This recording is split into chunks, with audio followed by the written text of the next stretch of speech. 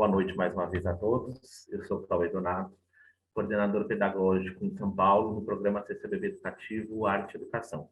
Agradeço mais uma vez a participação de todo o público e a presença da nossa convidada, Gláucia Enes, para estar conosco. Vamos, então, sem mais delongas iniciais, só gostaria de fazer alguns apontamentos. O programa CCBB Educativo é desenvolvido pelo JACA, Centro de Arte e Tecnologia, no Centro Cultural Banco do Brasil, em Belo Horizonte, Brasília, Rio de Janeiro e São Paulo. E desde o início da pandemia, realiza um programa híbrido com grande parte das ações online e tendo o apoio do Banco do Brasil e patrocínio da BBDTVM. Aviso que o Transversalidades é gravado e será disponibilizado no canal do YouTube do JACA e no nosso site ccbbeducativo.com. Nosso encontro começa com os microfones desligados, para um conforto maior ao participante. As interações e perguntas à convidada podem ser encaminhadas pelo chat a qualquer momento e também com as participações diretas nos espaços abertos, a partir das conversas que a Glaucia for encaminhando aqui para nós. Aviso que a atividade tem duração de 2 horas. Hoje, o nosso encontro terá 3 tópicos: o projeto Circuito de Museus, a importância do acesso aos bens culturais e as demandas e expectativas dos professores participantes do percurso Circuitos Artes Visuais.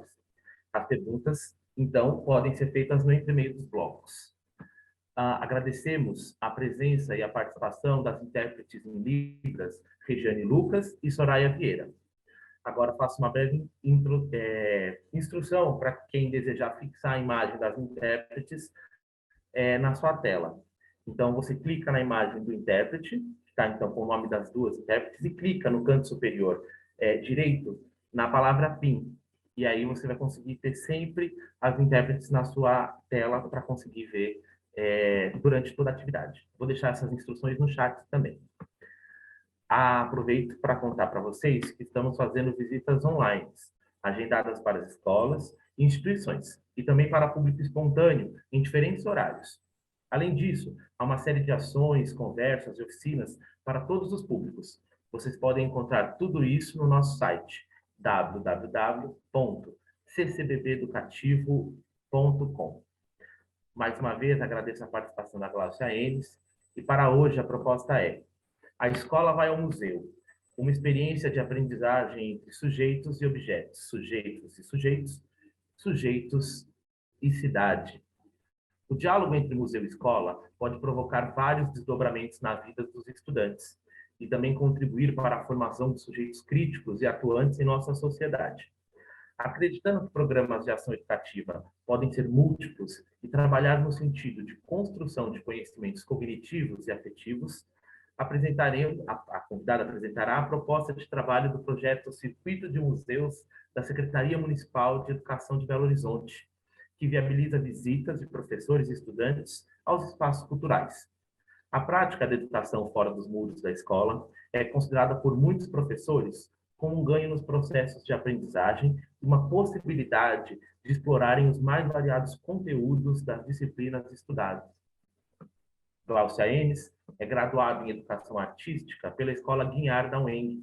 É especialista em Educação e Cinema e Ensino de Artes Visuais, além de mestranda em Educação e Museus pela UFMG.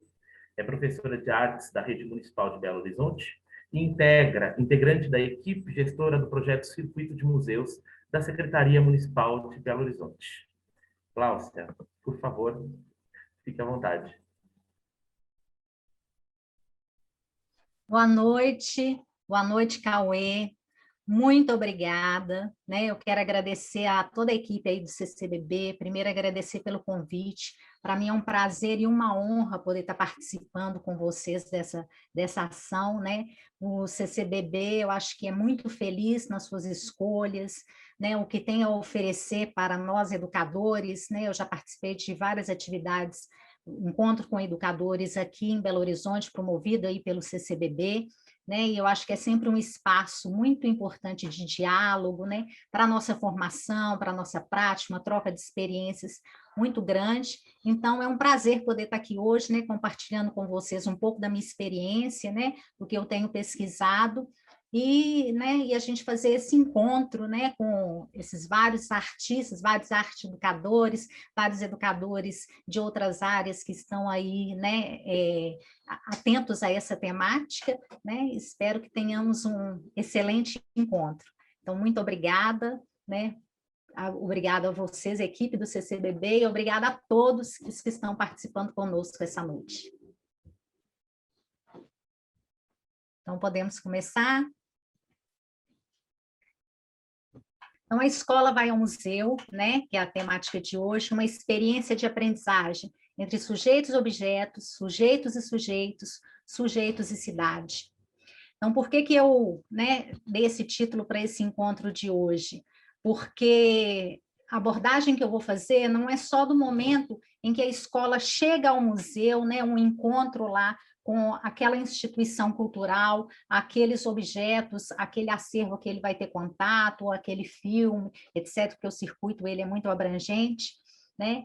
Mas são os vários encontros que essa ação permite, desde o momento que o professor se dispõe a sair com os estudantes, né, para fazer uma visita ao museu. Então, são vários encontros que acabam acontecendo durante esse percurso, de sujeitos e sujeitos, né, onde que você vai ter que dialogar com várias pessoas, entrar em contato com várias pessoas, conhecidas e desconhecidas, para poder passar por essa experiência. Quando a gente chega ao museu, exatamente, né, quando eu vou ter o contato com aquela exposição, com aquele objeto, com aquela nova arquitetura, aquele novo espaço cultural que eu vou conhecer, e os sujeitos e cidade, porque, né, quando eu estou no meu território e eu vou para um outro território, né, esse percurso que também é muito rico e que vai trazer vários elementos aí que facilitam a nossa pesquisa, que chama a atenção dos estudantes e que é um processo muito rico, né, para esse momento. Eu tive o contato primeiro com essa temática, né, de visita aos museus, em 2014. Eu estou na Rede Municipal de Educação como professora de arte desde 2003, mas foi em 2014 que eu tive o conhecimento, né, do projeto Circuito de Museus, que daqui a pouco eu vou apresentar um pouco do histórico dele para vocês. E em 2014 eu estava como professora de arte numa escola da Regional Pampulha, aqui de Belo Horizonte. Aí a diretora chegou, né, me apresentando a proposta que ia ser apresentada numa reunião para todos os professores, né, para participar do projeto Circuito de Museus daquele ano. Então eu fui à reunião e me inscrevi com o percurso Galerias, que hoje é o percurso Artes Visuais, e participei naquele ano de 2014 com 3 turmas de 8º ano, onde nós fizemos visitas à Casa Fiat de Cultura, ao Palácio das Artes e ao Sesc Paládio. Não é fácil participar de um projeto grande como esse, né? A gente encontra vários desafios no decorrer desse percurso, e um deles é até de convencimento com os próprios estudantes, né? Que esses estudantes chegavam a questionar, se fala assim, mas por que eu tenho que ir ao museu, né? Por que eu tenho arte no meu currículo? Para eles ainda não fazia muito sentido. E eu era nova na escola, era o meu primeiro ano naquela escola. Então eu fui, né, desenvolvendo o projeto, passando por todas as etapas propostas pelo projeto. E no final do ano de 2014, como um projeto de culminância, né, que é uma das propostas do Circuito de Museus, nós participamos, eu e os estudantes, da FECATEC, que é uma feira de ciências e cultura, que era promovida pela Secretaria Municipal de Educação, junto com o parque ecológico lá da UFMG, a Estação Ecológica. E aí nós participamos aquele ano da Feira de Cultura, né? Fomos levar os nossos trabalhos que nós tínhamos feito durante esse percurso, e aquele momento lá na feira eu era só como acompanhante dos estudantes, eles que eram protagonistas, eles que apresentavam todo o processo, eles que recebiam os outros estudantes. Então era uma feira muito movimentada, várias escolas faziam a visita ao mesmo tempo. E aí um desses estudantes virou para mim e falou assim: nossa, professora, agora eu entendi. Eu virei para ele também naquele momento e falei, eu também. Então, foi aquele momento que eu pude perceber o potencial pedagógico que aquele projeto tinha nos proporcionado. E aí, então, esse foi no ano de 2014. No ano de 2015, eu passei a integrar a equipe de ação cultural da Secretaria Municipal de Educação, dentro da Diretoria de Educação Integral. E lá, nessa ação cultural, a gente era responsável por vários projetos de arte e cultura, pela gestão desses projetos, e um deles era o circuito de museus. Então, eu pude participar do outro lado, né? Agora não mais como professora, mas como gestora. Aí, então, eu pude entender melhor, né? Tanto o lado do professor quanto o lado do gestor, estando mais em contato com os museus, com as equipes, etc.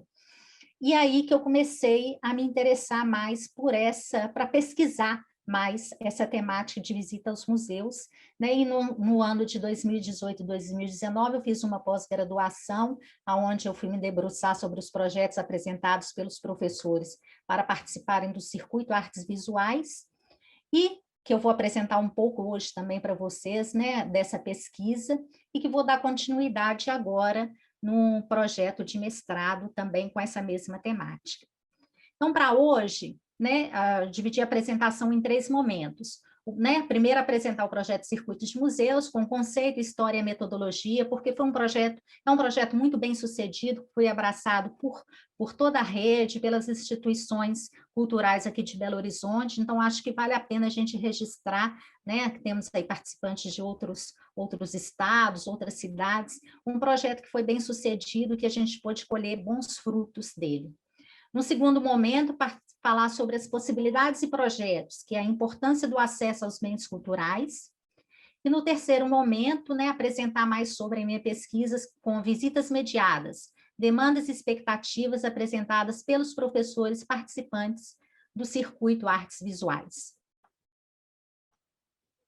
Então, o projeto Circuito de Museus, ele é um projeto da Secretaria Municipal de Educação aqui de Belo Horizonte, através da Diretoria de Educação Integral, né? E ele surge em 2011, a partir do momento que uma das nossas colegas lá da equipe da Secretaria de Educação, que é a Marcela Iazzi, em 2010, ela foi convidada por uma escola que ia fazer um passeio pedagógico, né, com os estudantes, que essa escola levou os estudantes à Bienal aí em São Paulo, Cauê, né, aí em São Paulo, para poder visitar uma exposição, e ela ficou tão impactada, né, com aquela ação, que ela chegou e resolveu, né, elaborar um projeto onde fosse possibilitar que os estudantes aqui de Belo Horizonte também vivenciassem experiências nos museus aqui da nossa cidade.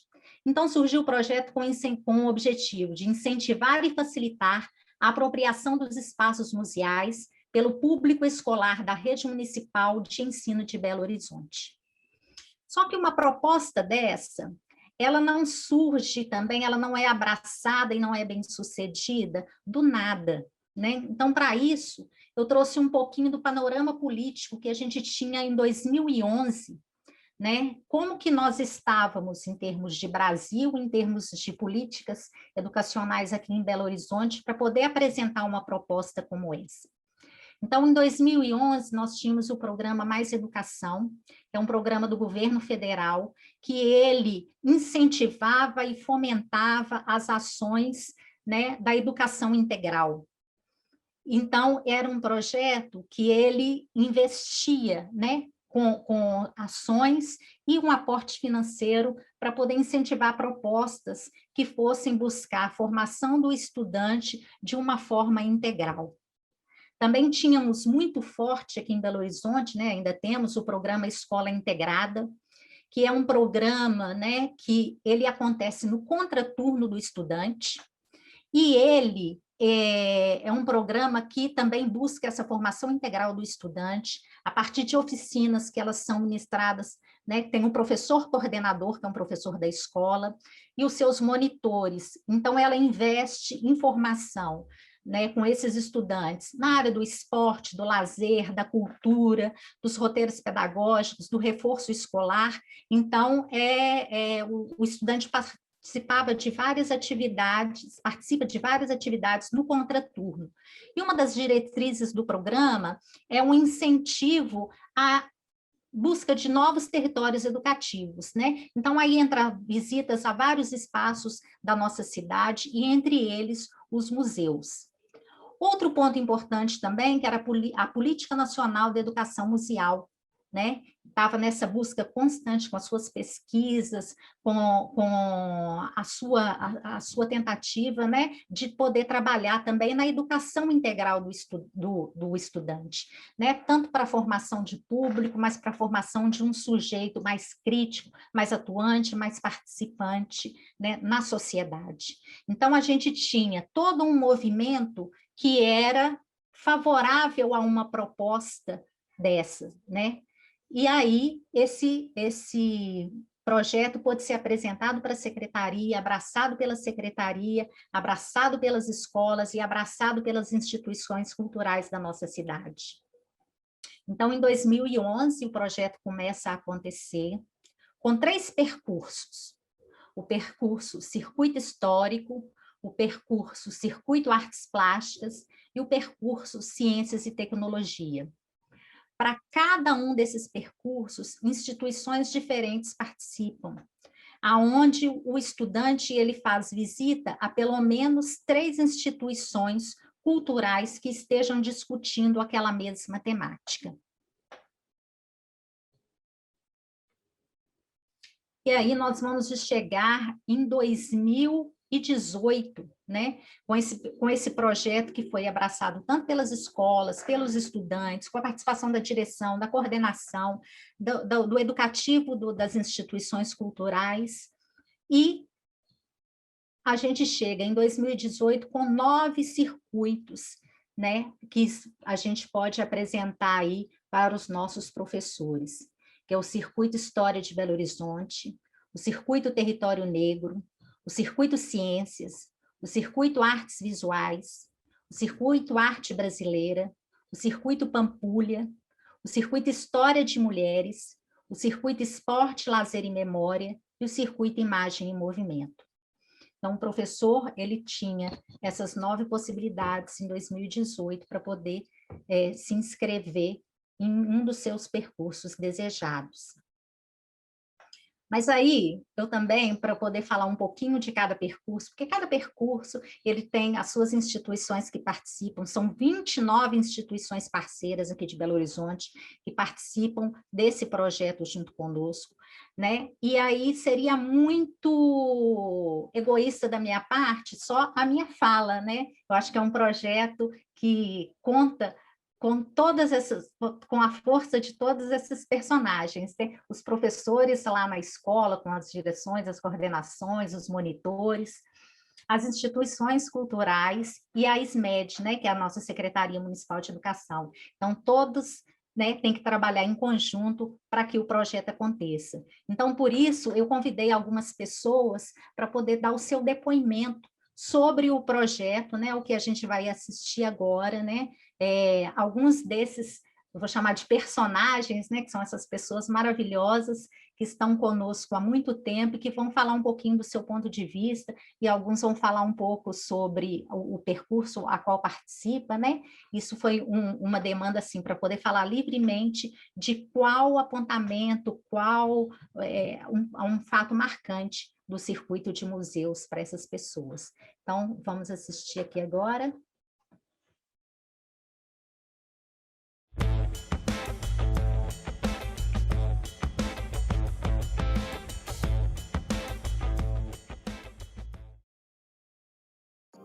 O circuito de museus, ele possibilita que o mesmo estudante visite mais de uma instituição dentro de uma mesma temática, né? Dentro de um mesmo percurso.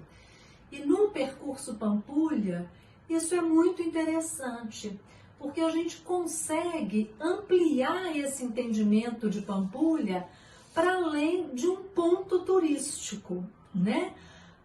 O estudante, ele visita os museus aqui da Orla, mas ele visita também, por exemplo, o Centro de Cultura Popular e Tradicional Lagoa do Nado, lá do outro lado do Antônio Carlos, né? Que fica na antiga lagoa, no antigo sítio, né? Do prefeito Gianetti, que foi uma fazenda remanescente da região aqui da Pampulha. Então a gente consegue trabalhar elementos da Pampulha velha, dessa invenção dessa Pampulha moderna, dessa Pampulha monumental, e também pensar nas várias Pampulhas que existem no território Pampulha, né? Então, de um ponto turístico, a gente acaba pensando num território cultural. Bom, falar do circuito de imagem e movimento é muito bom, porque foi um circuito que nos ajudou muito lá na escola, porque já tínhamos projetos em relação a filmagens, né, de filmes e também de teatro. E devido a esse curso que nós fizemos, essas formações que nós fizemos do circuito de imagem e movimento, foi muito bacana, porque contribuiu bastante, foi um incentivo muito grande, devido às formações muito bem preparadas, pessoas muito bem capacitadas dando as formações, para que a gente viesse a se preparar e que desse aquele passinho a mais para a gente conseguir completar ali os nossos objetivos e as nossas metas estipuladas, né? Devido a esse projeto, nós fizemos 2 filmes, né? E tivemos bastante retorno, né? Tanto da Secretaria Municipal de Educação, quanto da nossa escola também, os alunos, né? Repercutiram bastante, né? Incentivou muito os alunos a produzir materiais, a quererem participar, a quererem cada vez mostrar mais o seu talento, né? Porque eu acredito que esses projetos são exatamente para isso, para que o talento do aluno venha ali ser descoberto naquele momento. Estou aqui para falar um pouco do percurso museológico História de Mulheres, Vozes e Silêncios, do qual tenho muito carinho. Participo dele desde o início, 2013, na criação com Cláudia Caldeira e Magner Souza. Tem sido uma experiência intensa e potente. Fica até difícil de fazer destaques, mas vamos lá, vou fazer 3 destaques. Primeiro, vai para a experiência da professora Juliana de Artes e o professor Bruno de História, da Escola Municipal Lucas Monteiro Machado, que após uma visita ao Museu de Artes e Ofícios com estudantes, desenvolveram um projeto muito interessante na escola. Eles produziram teares com material de reciclagem e produziram inúmeras peças, tanto por meninos quanto por meninas, o que serviu de pretexto para discutir divisão sexual do trabalho, masculinidades, feminilidades, ou seja, um trabalho muito rico, que foi premiado pelo próprio Museu de Artes e Ofícios, e eles conseguiram uma sala para expor os trabalhos dos alunos e das alunas naquele espaço. O segundo destaque vai para o fato do projeto ter começado apenas com 3 espaços e atualmente ele conta com 6 espaços, que envolve a mulher no cinema, a mulher no esporte, a discussão de arte e artesanato, a discussão do mercado de trabalho generificado, ou seja, múltiplas possibilidades. O projeto que começou como o foco na educação se tornou, na verdade, um projeto para a cidade. Esses espaços museais oferecem essa visita mediada para qualquer pessoa que chegar ali. E o terceiro e último destaque vai para o fato do percurso ter se tornado, nos últimos anos, objeto de muita investigação acadêmica em instituições como FMG, PUC, UNA e Cefet. No meu depoimento, vou focar na parceria que nós estabelecemos entre a Universidade do Estado de Minas Gerais e o Programa Circuito de Museus, uma parceria que teve início em 2014, com um projeto de pesquisa, mediação das artes visuais no contexto escolar, e envolveu aplicação de questionários, entrevistas com professores, entrevistas com estudantes e observação de aulas e visitas. Os resultados dessa pesquisa nos levaram ao desenvolvimento de um segundo projeto de pesquisa, ensino e extensão, que teve início em 2017 e que se estende até hoje. Nesse segundo projeto, conseguimos em 3 edições alcançar 35 escolas. Dessas 35, 29 são da Secretaria Municipal de Educação, tivemos a participação de 42 professores, desses 35 são da SMED, e alcançamos mais de 2.000 estudantes. É um projeto que trabalha com a produção e a aplicação e avaliação de materiais educativos inéditos. Então, o que eu quero enfatizar aqui é a importância desse diálogo entre universidade, educação básica e museus, como ele contribui para o aperfeiçoamento das nossas práticas e cada um na sua esfera, como ele é essencial para a formação dos professores e também para a formação dos estudantes da educação básica, e como cada um tem a contribuir nesse diálogo.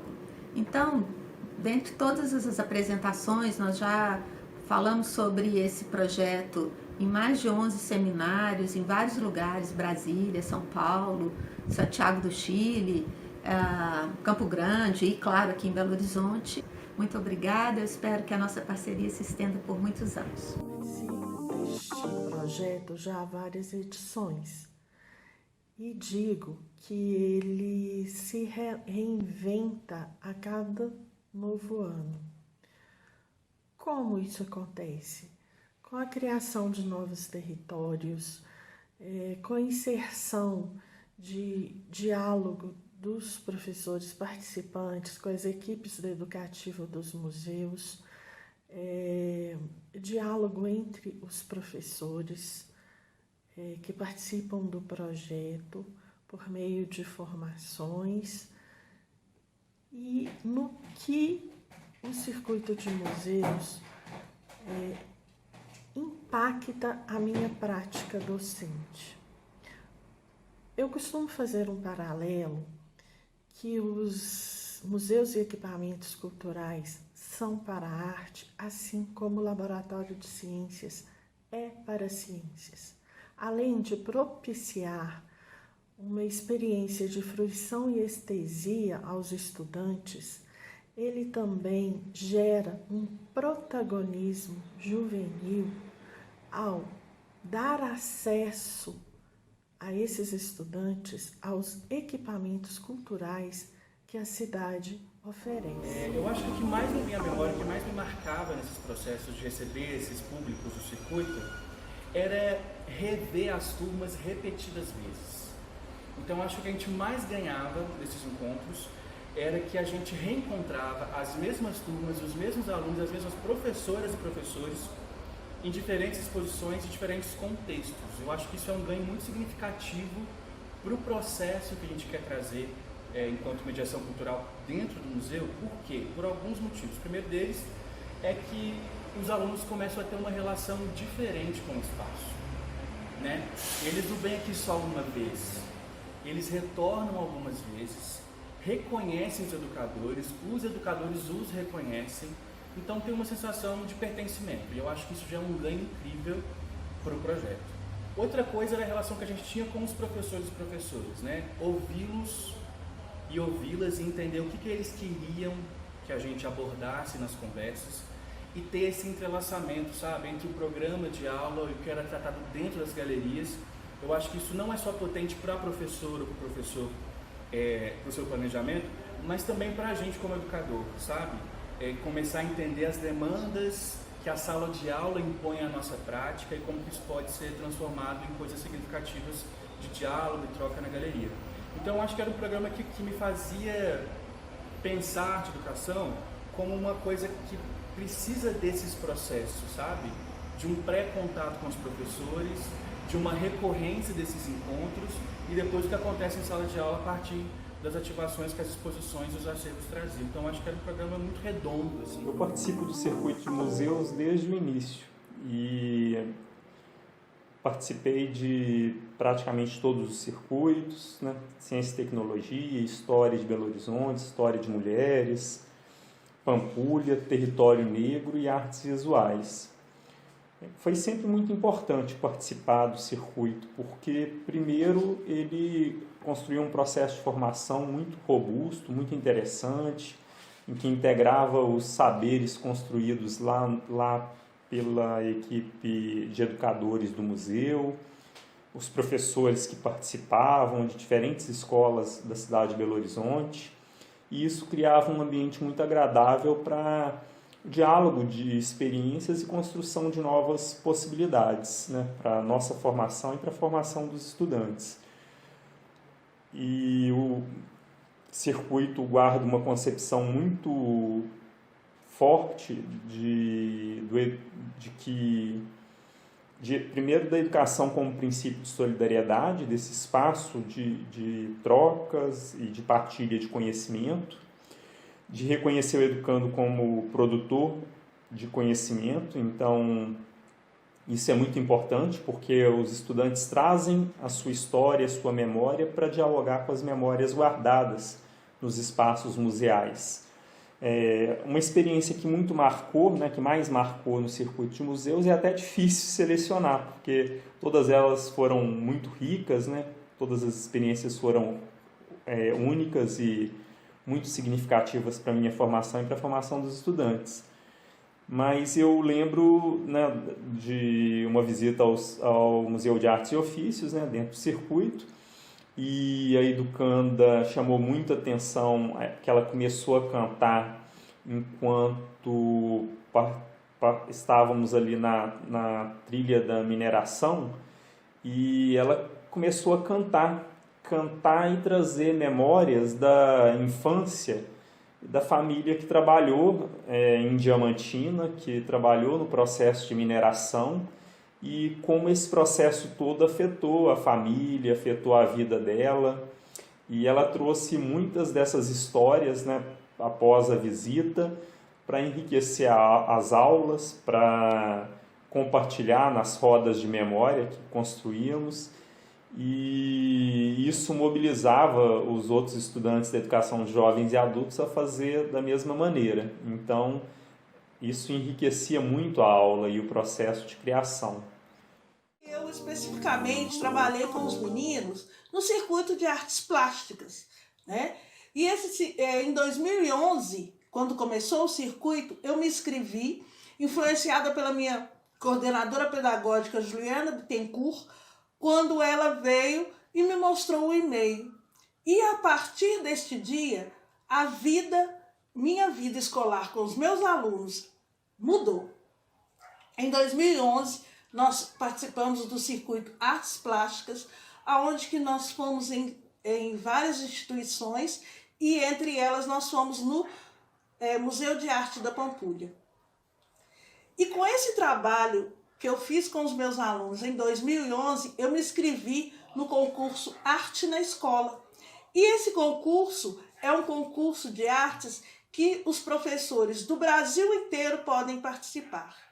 E qual foi minha surpresa? Eu fui uma das finalistas deste concurso, né? Então, eu quero só ressaltar que o circuito de museus é muito importante na vida do estudante. E eu gostaria de que esse projeto não morresse, que esse projeto fosse adiante e que fosse desenvolvido e ampliado para todas as faixas etárias da Prefeitura de Belo Horizonte, desde a educação infantil até o ensino fundamental. E eu tive a oportunidade de participar de um circuito específico, que é o circuito de lazer, memória e esportes, né? Que dentro de vários outros circuitos, esse era o mais próximo da área da educação física. E a partir daí a gente visitou 3 espaços: o Minas Tênis Clube em Belo Horizonte, o Museu do Futebol na Pampulha e a Escola de Educação Física, mais especificamente o Centro de Memória, né, dessa escola, dessa instituição na UFMG. E a gente dialogou com os alunos várias questões sobre o esporte, sobre o lazer, sobre o treinamento esportivo, sobre a prática de atividade física de uma forma geral na cidade.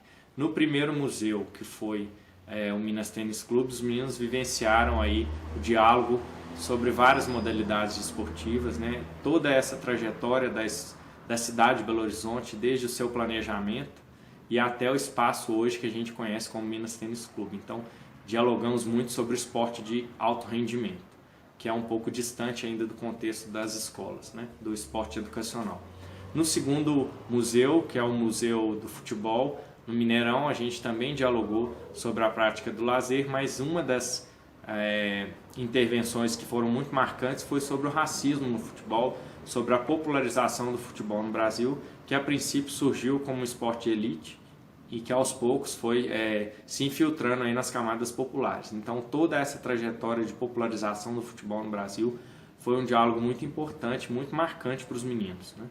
E o terceiro museu, que é o Centro de Memória da Educação Física, que fica na UFMG, que também os meninos puderam dialogar sobre a história da educação física, a história do curso, né, dessa área de conhecimento em Minas Gerais, e também sobre a questão do esporte, do lazer também, que estavam muito presentes nas intervenções desse museu. Então a oportunidade foi riquíssima, novos aprendizados, novos conhecimentos, e a partir dessas visitas a gente construiu intervenções com os alunos que passavam por registros de desenhos, relatos orais, relatos escritos dessas experiências. E a partir disso, né, toda uma dinâmica foi desenvolvida na escola para que a gente contemplasse esse assunto, né, esse grande número de assuntos e intervenções que foram possíveis serem vivenciadas nos museus. É isso. Foi um espaço muito enriquecedor para mim como professor e creio que para os alunos também foram experiências marcantes para todos nós. Forte abraço. Então, o arquivo ele participa do circuito de museus desde o começo, desde 2011, dentro do circuito histórico, que depois passou a se chamar História de Belo Horizonte, junto com outras instituições parceiras que também recebem visitas. E participar do circuito de museus sempre foi muito bom e muito importante para o arquivo, porque aproximou ainda mais o público escolar com a instituição.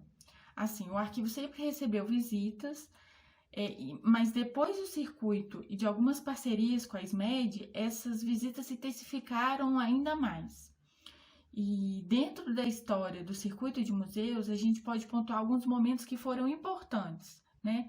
O primeiro momento foi as visitas do Fundamental 1 e Fundamental 2, onde a gente já percebia que quando os professores escreviam os projetos para a seleção da participação dentro do circuito de museus, eles já de alguma forma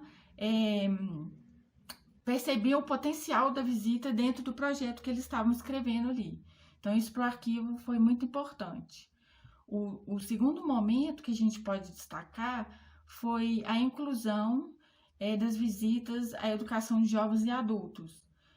Então, a gente começou a receber as visitas noturnas dentro do circuito de museus, que foi também um momento muito importante para a instituição. O terceiro momento foi a inclusão também das visitas da educação infantil, né? Então, as UMEIs agora é MEIs. Então, a gente já incluiu, a partir também de uma demanda do próprio circuito, né? Uma demanda dos professores, que sentiam a necessidade que os alunos conhecessem essa instituição. E aí a gente percebe que o circuito teve vários desdobramentos positivos dentro da instituição, dentro do educativo. Um deles, que a gente pontua que foi o maior de todos, assim, foi a ampliação do nosso público, né?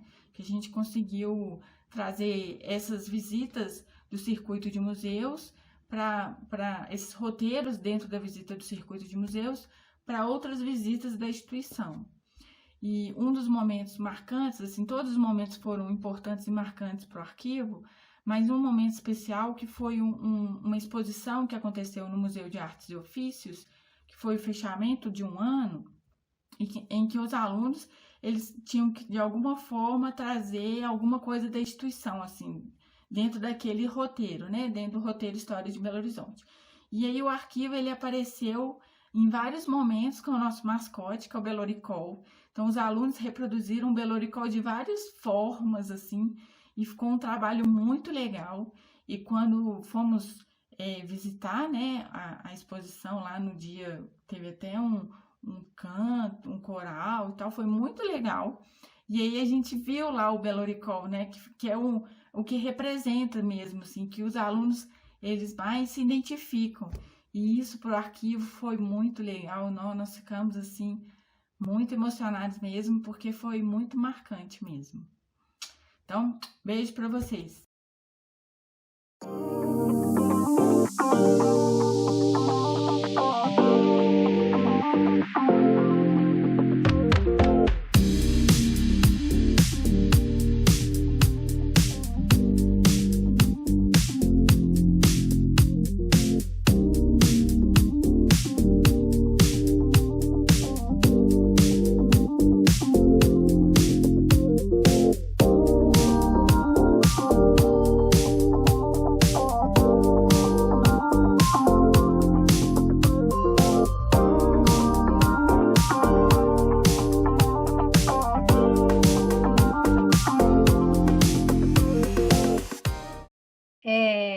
esse foi, né, o relato, né, de algumas pessoas aí que participam do circuito, que são os nossos parceiros, representando as diversas escolas, representando os professores, os diretores, os coordenadores, as equipes dos museus, né? A professora Raquel Viana está aí representando as universidades, que também são parceiras, né, do projeto, e eu já quero até pedir aí desculpas para a Gabriela, porque na hora que apareceu o nome dela, o nome correto da instituição que ela representa é Arquivo Público da cidade de Belo Horizonte, tá? Eu vou fazer a correção lá, a gente lê e ainda acontece algum deslize, tá, Gabriela? Então, o nome certo é Arquivo Público da cidade de Belo Horizonte. Então, agradecer muito a essas pessoas, porque sem elas, né, o projeto não acontece. Então, vocês podem ver, são 29 instituições culturais aqui de Belo Horizonte que abraçaram esse projeto junto com a Secretaria Municipal de Educação. E também, aí a gente vai perguntar, e os estudantes, né, que é a cereja do nosso bolo? Infelizmente, nesse momento, né, de distanciamento, né, a gente tem que pedir autorização à família, fazer esse trabalho junto, não foi possível. Então, o que eu trouxe aqui é um depoimento que, às vezes, os professores, né, nos encaminhavam para a gente poder ter um pouquinho da fala dos estudantes aqui representada. Então, a primeira foi a excursão mais importante da minha vida, e vou trazer meus pais aqui. É um estudante do 6º ano, né, que deixou esse relato. Que lugar bonito, é grande, eles usam aquarela igual a gente? Podemos fazer isso na nossa escola? Um outro estudante também do 8º ano. Outro, muito legal, pois conhecia a história do meu povo. É um estudante também do 4º ano, participou do Circuito Território Negro. Adorei cada espaço visitado, nunca tinha entrado nesses lugares. Vivo nas ruas dessa cidade, passo na porta do Museu de Artes e Ofícios todos os dias e não imaginava que poderia entrar lá. Agora pretendo visitar mais vezes e levar minha filha. É uma estudante da educação de jovens e adultos aqui da nossa cidade de Belo Horizonte, né? Então, acho que assim, além de tudo, né, para o estudante fica aquele lugar do novo, né, daquele sentimento de pertencimento, né, que não basta só a instituição, ela estar ali presente com as portas abertas, né, como a gente pode ver no relato dessa última estudante, né? Você precisa dar a mão e entrar com essas pessoas, né, para poder descobrir essas novas possibilidades, esses novos espaços da sua cidade. Então, a evolução do projeto Circuitos de Museus, né, que em 2011 o projeto contava com 11 instituições culturais parceiras, e o conceito foi abraçado pelas instituições culturais da nossa cidade, e em 2018 a proposta contava com a participação de 29 museus, espaços culturais e instituições afins. Então, foi um projeto que ele demandou, né? As escolas foram demandando cada vez a ampliação com novos parceiros. Às vezes o mesmo parceiro ele tinha conhecimento do circuito, nos procurava para poder fazer parte desse projeto para poder atender aos nossos estudantes. E a metodologia, né? No início de cada ano letivo, a Secretaria Municipal de Educação, ela divulga para os professores, para os coordenadores, os monitores da integrada, todas as pessoas que tiverem interesse dentro da rede, para o dia de uma reunião onde é apresentado, né, todos os percursos que estão disponíveis, quais as instituições que cada percurso vai poder conhecer, participando daquele percurso, o professor com seus estudantes vai poder conhecer e tudo. Depois disso, abre-se a inscrição das propostas dos educadores. Por que a gente tem que abrir essa inscrição para essas propostas? Nessas propostas, a gente pede para que tenha o objetivo, o desenvolvimento, o projeto de culminância. A demanda ela é sempre muito maior do que o número de vagas que a gente tem disponível, né? Porque são milhares de estudantes, várias escolas, e a instituição ela tem um número X que ela libera de visitas para poder participar do projeto. Para o meu entendimento, eu, enquanto profissional da educação, eu acho assim, todo professor que ele, a partir do momento que ele apresenta o interesse em participar, ele deveria ser contemplado, né? Mas a gente tem que fazer esse movimento para poder atender também o máximo de escolas possíveis, sem repetir o percurso, etc. Depois que esse projeto ele é analisado pela equipe da secretaria, a gente faz uma organização das agendas das visitas, disponibiliza essa agenda para as escolas, para a equipe dos educativos dos museus. A gente disponibiliza também os projetos para a equipe educativa dos museus. Então, quando ele vai receber aquela escola, né, o educativo já está ciente de qual é a proposta daquele professor, qual é o objetivo do professor com aquela visita, então eles podem se organizar para poder receber esses estudantes. Antes de começar as visitas, a gente tem um encontro formativo com os professores. Esse encontro formativo, com troca de experiências, é um momento riquíssimo, né? Onde a gente ouve relatos maravilhosos vindos dos professores. Ele sempre acontece em uma das instituições parceiras que vai receber aqueles estudantes. Então, no primeiro momento, a gente faz essa roda de conversa com os professores, e no segundo momento, ele participa da visita mediada naquele espaço, para ele já ter uma prévia do que o estudante vai encontrar naquele momento. Então, só relembrando que o estudante ele vai participar, junto com seus professores, de 3 instituições museais, né, instituições culturais que estejam discutindo aquela mesma temática. Então, a pré-visita, a gente sempre orienta os professores que antes de fazer a visita com seus estudantes, que eles façam um momento de diálogo com esse estudante, em qual lugar que ele vai, qual tipo de exposição que ele vai encontrar lá, né? Se é de algum artista, qual artista que ele vai conhecer, né? Para que o estudante chegue naquele lugar, né? Chegue naquela instituição já sabendo um pouco do que vai encontrar, as normas daquela casa cultural.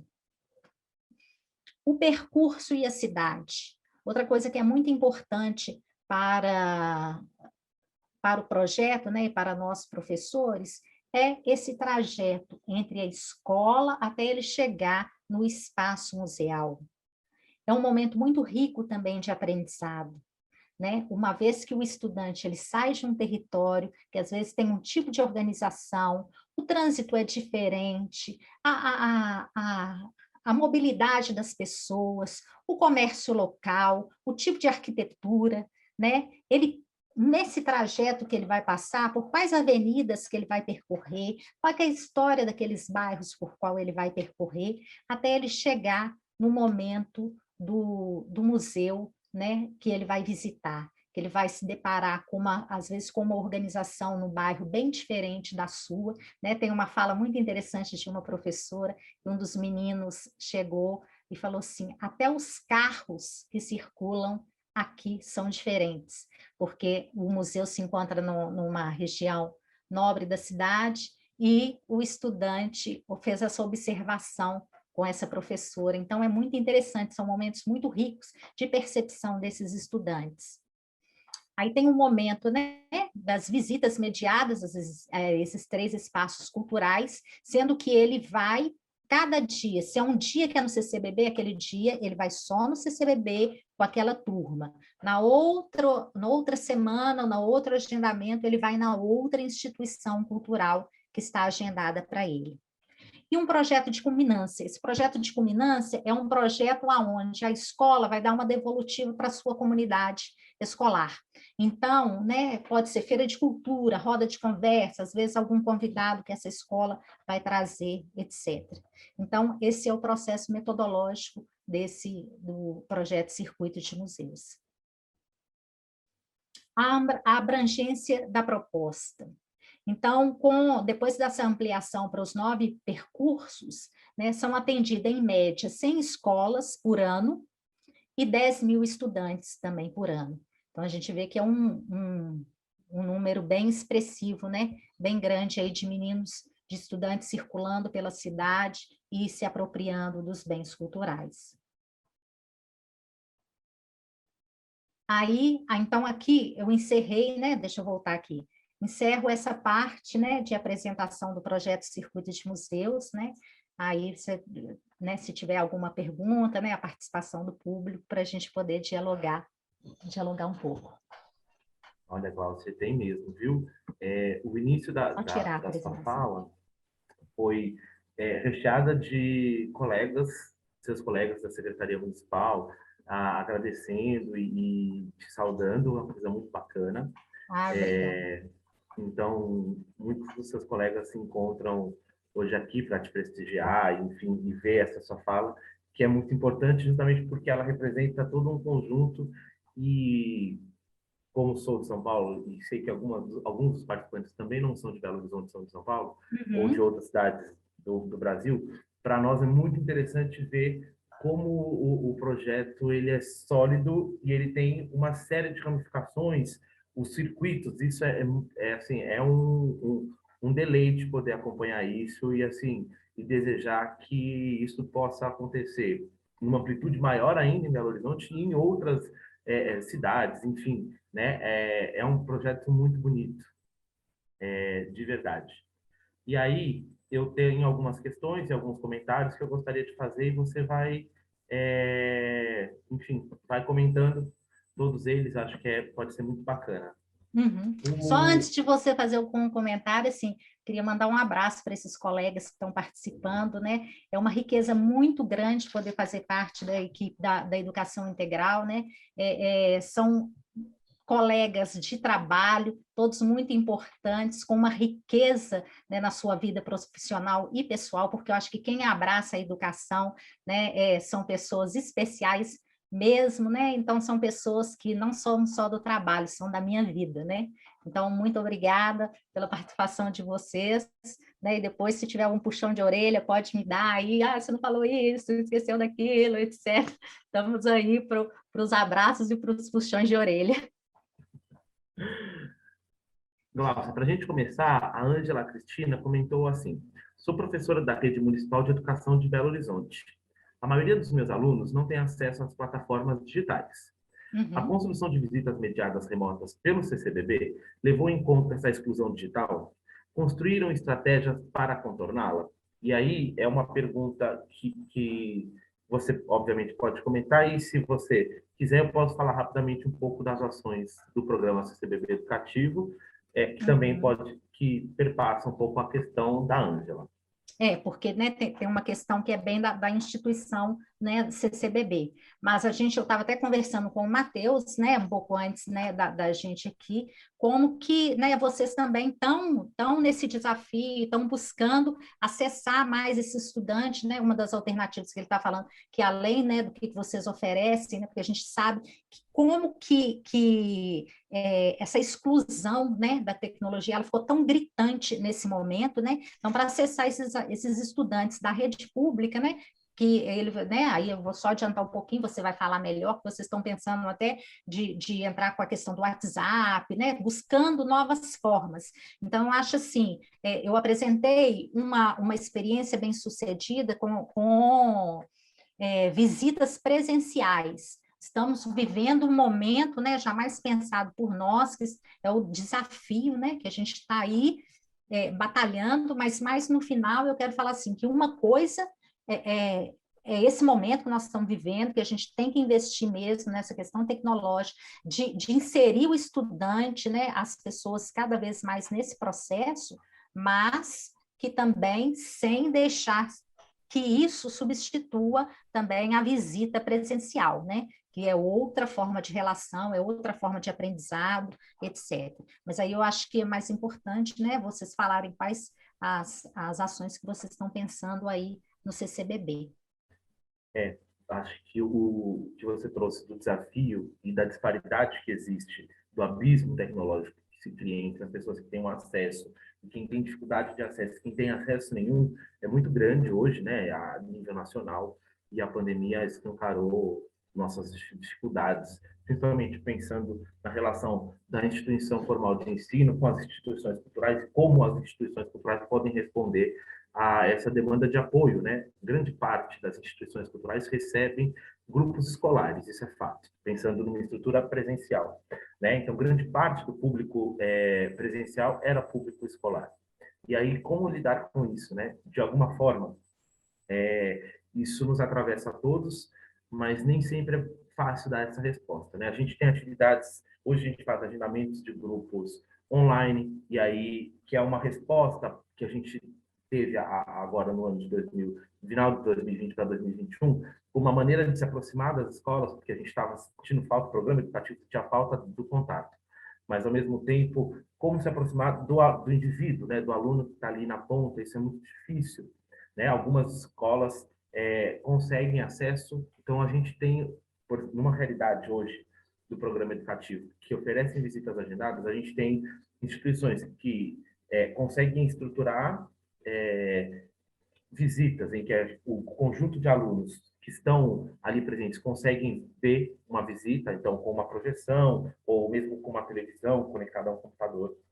Em quem tem mais recursos, muitas vezes o próprio estudante acessa pelo seu celular, né? Mas o desafio de você romper com a necessidade do aparelho, né, de ser individual, é muito difícil, pensando que a gente precisaria, por exemplo, uma estrutura dessa como o Zoom, nem sempre as pessoas conseguem, porque os dados se consomem, às vezes é um celular único para a família toda, seja fazer atividade, a aula. Então, como você bem citou, né, existe uma ideia, e aí é uma ideia, né, então a gente ainda não seria muito eu dizer que isso vai acontecer, mas a gente tem pensado outros recursos, como o WhatsApp, que é um recurso muito mais pulverizado na nossa sociedade, mesmo com estudantes de uma idade um pouco mais jovem, né? Isso hoje em dia é muito mais comum que as pessoas tenham WhatsApp, e ele permite envio de arquivos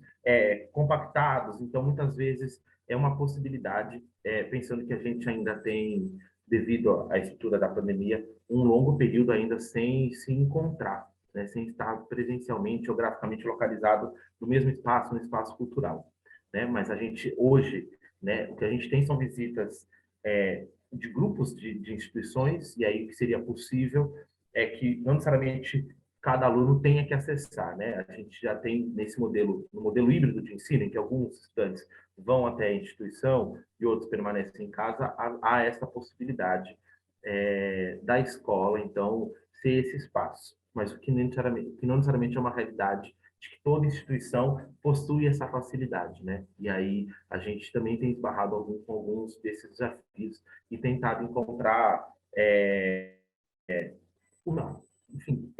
caminhos do meio, né? Entre aquilo que é ideal e o que é possível. Acho que responde um pouco a pergunta da Ângela específica para o programa CBB Educativo. O Fausto Manuel faz um comentário, abordagem triangular e Ana May Barbosa, ontem, hoje e sempre. E algumas pessoas parabenizam, mais uma vez, a sua pesquisa e trazem lembrança. A Maria Laura traz um comentário sobre o aspecto de conjuntura, quando você falava, então, da conjuntura de 2011, e ela diz, é visível o quanto os investimentos em educação eram mais substanciais. Você gostaria de comentar um pouco sobre esse processo de conjuntura, como você entende isso lá em 2011 e hoje, né, a gente consegue perceber que o projeto ele teve um crescimento, ele está muito mais solidificado, né? Mas esse conjunto não necessariamente está ligado só à Secretaria Municipal de Belo Horizonte, aí pensar um pouco desses recursos que você traz. Você comentou da PNEM, que foi uma política que foi realmente fidelizada, marcada agora, né, em 2017, mas vinha com uma discussão de muitos anos. Então, se você quiser comentar um pouco sobre essa conjuntura, pode ser muito legal. Eu acho que nenhum projeto ele é bem sucedido, né, principalmente na rede pública, sem você levar em consideração esse contexto político no qual, né, a gente está inserido. Então, esse projeto foi gestado em 2011, né, naquele contexto que eu apresentei, que era um contexto todo favorável a esse tipo de proposta. Como ele já foi consolidado pelos professores, pelas instituições, né, todos os secretários que vieram depois abraçaram esse projeto, né? Agora, seria muito difícil pensar de você ter até a disponibilidade no dia atual para poder apresentar um tipo de proposta assim, né? Já que a gente está vivendo um momento, né? Tirando até o momento da pandemia, um pouco antes da pandemia, né? Com os recursos mais escassos, né? Toda uma discussão, né? Sobre qual que é o papel da educação, né? E tudo. Então, seria mais difícil realmente a gente apresentar um tipo de proposta, sim. Então, eu acho que o que tem que ficar claro para a gente, né, como já foi uma proposta consolidada, você apresentar dados, né, até por isso que eu fui buscar essa pesquisa, porque uma coisa é o que as experiências que a gente enquanto professor, né, a gente vive tanta coisa, eu acho que a gente registra pouco, né, e infelizmente, né, aquele sentimento, aquela experiência, você vai morrer com ela. O que vai ficar é o registro, né, com essas pesquisas. Então, essa é a importância dessas pesquisas, né, como o professor Cláudio Alves apresentou, né, que tem várias pesquisas, desdobramentos do circuito História de Mulheres, a gente tem cada vez mais investir nisso para poder apresentar números, apresentar quais que foram as demandas das escolas, o que impactou na escola, que isso que vai dando para a gente o aval para poder continuar e para poder ampliar essas propostas, né, e para poder falar assim, é bom, mas é bom por quê? Né? A gente tem que ter isso na manga, essa carta na manga, com os números, né, com os depoimentos dos professores, os depoimentos do educativo, o depoimento dos estudantes, né, para poder ser uma política que continue, porque senão, quando você muda a gestão, aquilo morre. Né? Então, os bons projetos é que permanecem. Então, felizmente, ele foi criado dentro daquele contexto que era favorável, né? E ele tende a continuar porque ele foi consolidado durante esse percurso.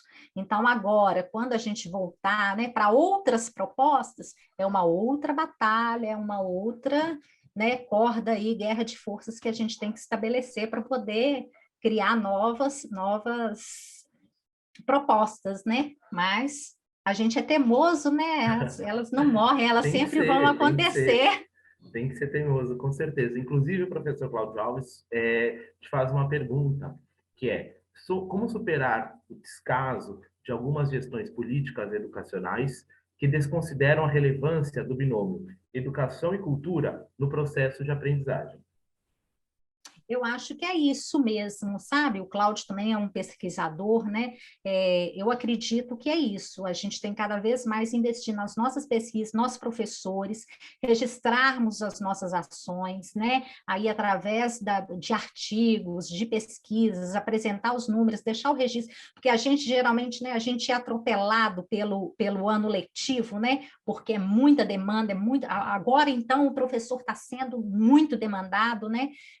Tendo que mudar toda a sua prática para poder atender esse momento, mas também é um momento muito rico, né, de tudo que ele vai tirar dessas experiências. Então, eu acho que a gente tem que ter o hábito do registro, né, e de apresentar essas pesquisas, esses números, porque isso que vai fazer o papel de apresentação do seu projeto. Né? Então, a gente está vivendo igual a gente está vivendo nesse momento, né? Não é favorável à cultura, não é favorável à educação, mas a gente permanece de pé por causa do retorno que a gente tem, né? De todas essas pessoas que estão envolvidas nesse processo. Muito interessante isso que você está dizendo, que vai de encontro ao que a Maria Laura de Abreu traz como depoimento. Ela diz assim, como faz diferença a existência de governos que investem em educação? A educação integral forma pessoas mais seguras, autônomas e mais dispostas a viver e inventar a própria vida, a partir de ricas vivências, como essas demonstradas pelo projeto Circuito de Museus. A educação integral, né, a escola integrada, ela é realmente... tem uma proposta maravilhosa, né? Tanto que o projeto, né, isso eu não falei anteriormente, eu vou falar agora, o projeto Circuito de Museus, ele foi criado dentro da Diretoria de Educação Integral, mas ele não foi pensado só para os professores coordenadores e o menino para os monitores, né, durante o menino estar dentro daquele horário da educação integral. Ele foi atender a demanda de todos os professores que estão trabalhando lá no ensino fundamental, na educação de jovens e adultos, né? A educação infantil já participou durante um tempo, a gente teve um problema com a questão de segurança dos transportes, outra questão que a gente tem que ainda, né, vencer e viabilizar a saída desses estudantes, mas, então, a educação integral, ela pensa o sujeito como um todo, Ele não é o menino, o estudante, não, agora ele está no horário do fundamental, agora ele está no horário da escola integrada. Não, ele é estudante daquela escola, ele é um cidadão aqui, um morador da cidade de Belo Horizonte, então ele tem todos os seus direitos, toda a sua participação, né, de acesso a esses projetos. Né? Então, é uma ampliação do olhar, né, das possibilidades que a gente participar de ações assim, elas provocam na gente. Sim. Muitas pessoas também comentaram, agradeceram tanto o vídeo quanto esses depoimentos que foram surgindo, citando pessoas, personalidades que participaram, escolas, inclusive depois, um pouco depois do professor Cláudio, a partir de uma fala da Amanda, deixou o e-mail dele para quem quisesse discutir um pouco mais sobre o circuito específico que ele acabou citando, das mulheres. Muito interessante, então está no chat, só comentar aqui, para que todo mundo, quem não viu, possa ver. Caso tenha interesse específico na fala do professor Cláudio Alves, pode ficar à vontade. Fabuloso, ele é um pesquisador muito da área, né, dessa área, e pode contribuir muito aí para os interessados.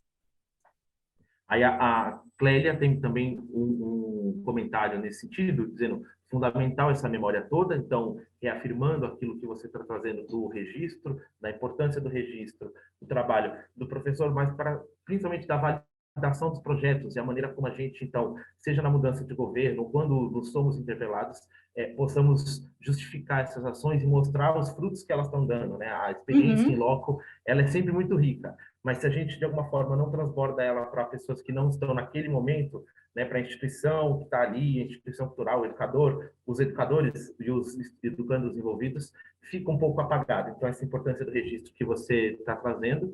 E ela diz, a história das crianças e jovens da nossa cidade, usufruindo dos espaços públicos. E aí te deixa mais um parabéns.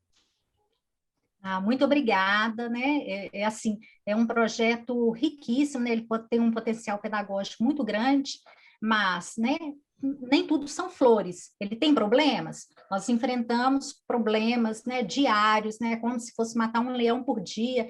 Então, quem está se dispondo, né, a poder atuar tanto como professor, como gestor desse tipo de proposta, é saber, né? É um trabalho árduo, né, de todas as partes, né? Então, assim, todas as flores maravilhosas, elas têm os seus espinhos também. Mas na hora que a gente coloca na peneira, né, os ganhos são muito maiores do que esses espinhos, né? Então, é só mesmo investir cada vez mais, porque eu acho que a gente não está fazendo favor nenhum, né? Isso é um direito dos estudantes, né? A gente só está promovendo o direito dos estudantes ao acesso a esses espaços. O Sandro faz uma pergunta que é dessa conjuntura contemporânea de pandemia.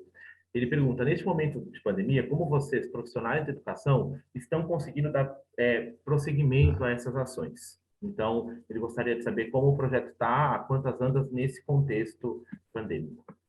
O projeto ele não aconteceu no ano de 2020, nem no ano de 2021. Né? Foi um ano assim, muito conturbado, o ano de 2020, então a proposta primeira é conseguir acessar os estudantes. Né? Então, esse projeto e outros projetos também não deram continuidade no ano de 2020 e no ano de 2021 por causa dessa conjuntura que nós estamos vivendo. Né? Então, assim, o que tem acontecido são as propostas que chegam, né, das visitas que vocês estão promovendo, né, tanto o CCBB quanto as outras instituições, está divulgando para as escolas, mas o projeto, por enquanto, ele não está acontecendo por causa desse momento que a gente está vivendo. Sim, maravilha. Desculpa. A Ana Carolina fez uma pergunta sobre como contornar essas exclusões, né? O que é educação formal, e aí, então, né, a escola está fazendo para contornar essa exclusão. Talvez a troca dessas experiências entre educação formal e não formal possa ser muito enriquecedora. Eu acho que vai muito do que você acabou de dizer nesse processo de divulgação, e aí, inclusive, o Matheus comentou rapidamente aqui no chat como, né, infelizmente, a tragédia nos atingiu a todos e que o programa, então, pensando a partir daquela primeira questão, o CCBB Educativo vem tentando pensar ações e divulga o nosso e-mail de agendamento. Mas aí, se você quiser comentar rapidamente, pensando nesse processo um pouco mais da educação formal, né? Você disse da questão da divulgação, pensando a relação entre instituição cultural e escola como um caminho para esse período que a gente está vivendo, né? Que o projeto não está acontecendo, mas se você quiser comentar um pouco mais como a educação formal vem lidando com a exclusão digital. Acho que pode ser não sei se é tão confortável comentar sobre isso, mas esse rápido comentário pode ser legal. As escolas fizeram um mapa cultural, né, da sua escola, que cada um está dentro de uma realidade, né? Fizeram esse mapa social da sua escola. Então, elas, pela Secretaria Municipal de Educação, elas estão tendo a autonomia de criarem as suas formas de acessar esse estudante, né? Então, cada escola está, né, através do Instagram ou do WhatsApp, algumas ainda estão investindo no material impresso para poder entregar para o estudante, ou seja, cada escola está tendo que pensar as suas ações, né? Agora, uma coisa que eu acho muito importante, né, a gente continuar oferecendo isso para os estudantes, né, a partir do momento que você tem o contato com eles, né, por essas mídias digitais, de divulgar, né, o acesso aos links, o acesso a essas instituições ainda, para que eles possam, né, viajar, não só pelas instituições de Belo Horizonte, mas do Brasil e do mundo, né, que estão todos investindo nessa forma de trabalho agora, né? Então, é uma forma rica da gente acessar os vários equipamentos culturais, né? Mas sem perder a expectativa que nós ainda vamos chegar novamente nas visitas presenciais, né? Não vejo a hora também. Eu vi meu colega que é de Belo Horizonte, que é o João, comentando, pensando o circuito para nós e receber, né, a mesma instituição, receber os mesmos alunos, esses reencontros, criam laços que, para a instituição cultural e para os programas educativos, principalmente, geram potências inimagináveis, assim, né? Cada aluno com seu universo que chega e a gente consegue tocar de alguma forma e é muito incrível. Eu só queria comentar, teve uma colega que é a Renata, do Rio de Janeiro, disse que o projeto é maravilhoso e queria muito assim no Rio de Janeiro, foi o que eu comentei, né? A gente a nível nacional que está podendo assistir isso, está maravilhado e muito feliz da maneira como vocês têm desenvolvido isso em Belo Horizonte, tá bom? Vamos dar uma sequência para a gente poder ver a segunda parte, então, Cláudia? Vamos e aí, sim, vamos. A gente guarda mais perguntas para depois. Tá, então deixa eu voltar aqui com a apresentação. Agora, a segunda parte, né, que são as possibilidades e projetos, a importância do acesso aos bens culturais. Então, eu, enquanto professora de arte, eu gosto muito da poesia, das histórias, então eu trouxe 2 textos aqui, né, mais poéticos, para a gente poder começar a pensar, né, nessas pessoas que a gente está buscando acessar aos bens culturais, e depois uma fala mais de um educador. Então, a primeira, o texto, eu vou ler, tá? Porque, infelizmente, assim, a gente tem até esse em vídeo no YouTube, né? Mas por causa de direitos autorais eu não pude estar exibindo aqui, mas que é maravilhosa esse texto, Carta a Josefa, minha avó, do José Saramago, um texto de 1968, né? Que só anos mais tarde ele foi publicado, então está dentro do livro dele, Deste Mundo e do Outro. Né? Então, mas depois quem gostar do texto e quiser acessar no YouTube, né, tem até ele com áudio aí de portugueses mesmo, eu acho uma coisa maravilhosa. Então, vamos lá. Carta para Josefa, minha avó. Tens 90 anos, és velha, dolorida. Diz-me que foste a mais bela rapariga do teu tempo, e eu acredito. Não sabes ler. Tem as mãos grossas e deformadas, os pés encortiçados. Carregastes à cabeça toneladas de restolho e lenha, albufeiras de água. Viste nascer o sol todos os dias. De todo o pão que amassaste se faria um banquete universal. Criaste pessoas e gado. Metestes os bácaros na tua própria cama quando o frio ameaçava gelá-los. Contaste-me histórias de aparições de lobisomens, velhas questões de família, um crime de morte. trave da tua casa, lume da tua lareira. 7 vezes engravidastes, 7 vezes deste à luz. Não sabes nada do mundo. Não entendes de política, nem de economia, nem de literatura, nem de filosofia, nem de religião. Herdaste umas centenas de palavras práticas, um vocabulário elementar. Com isto vivestes e vais vivendo. É sensível às catástrofes e também aos casos de rua, aos casamentos de princesas e ao roubo dos coelhos da vizinha. Tens grandes ódios por motivos de que já perdeste a lembrança, grandes dedicações que assentam em coisa nenhuma. Vives. Para ti, a palavra Vietnã é apenas um som bárbaro que não condiz com o teu círculo de légua e meia de raio. Da fome sabes alguma coisa. Já viste uma bandeira negra içada na torre da igreja. Contaste-me tu ou terei sonhado que o contavas? Transporta contigo o teu pequeno casulo de interesses. E, no entanto, tem os olhos claros e és alegre. O teu riso é como um foguete de cores. Como tu, não vi rir ninguém. Estou diante de ti e não entendo. Sou da tua carne e do teu sangue, mas não entendo. Vieste a este mundo e não curaste de saber o que é o mundo. Chegas ao fim da vida e o mundo ainda é para ti o que era quando nasceste. Uma interrogação, um mistério inacessível, uma coisa que não faz parte da tua herança. 500 palavras, um quintal a que em 5 minutos se dá a volta. Uma casa de telha vã e chão de barro. Aperto a tua mão calosa. Passo a minha mão pela tua face enrijada e pelos teus cabelos brancos, partidos pelo peso dos carregos. E continuo a não entender. Foste bela, dizes, e bem vejo que és inteligente. Por que foi então que te roubaram o mundo? Mas disto talvez entenda eu. E dir-te-ia o como, o porquê e o quando, se soubesse escolher das minhas inumeráveis palavras as que tu pudesses compreender. Já não vale a pena. O mundo continuará sem ti e sem mim. Não teremos dito um ao outro o que mais importava. Não teremos realmente? Eu não te terei dado, porque as minhas palavras não são as tuas, o mundo que te era devido. Fico com esta culpa de que me não acusas, e isso ainda é pior.